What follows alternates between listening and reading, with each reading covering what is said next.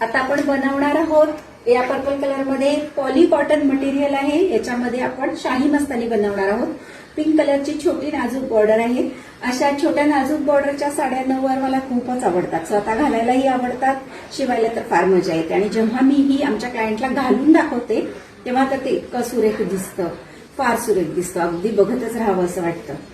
आता हल्ली इतक्या बारीक बॉर्डरमध्ये नऊवारी जरा कमी मिळतात, पण छान दिसतात, फार छान दिसतात.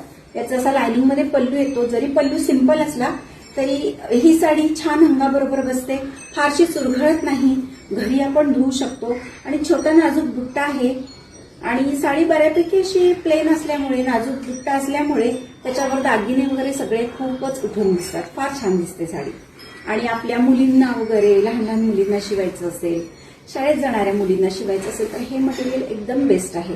कारण त्यांनी कधी साड्या नेसलेल्या नसतात, फार हेवी त्यांना होत नाही सावरायला, त्यामुळे हे मटेरियल त्यांच्यासाठी खूप छान आहे.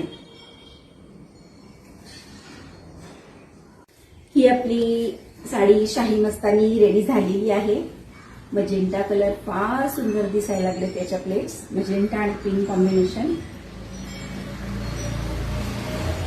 आणि कॉटन, त्यामुळे प्युअर कॉटन आहे.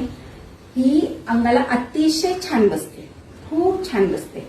जर कोणी फिगर कॉन्शियस असतील किंवा वाटत असेल की मी खूप जाड आहे, मला साडी कशी दिसेल, अशी काही शंका मनात असते, बरेच कस्टमर असे येतात मला चांगली दिसेल की नाही, तर त्या लोकांनी अशा प्युअर कॉटनला जावं.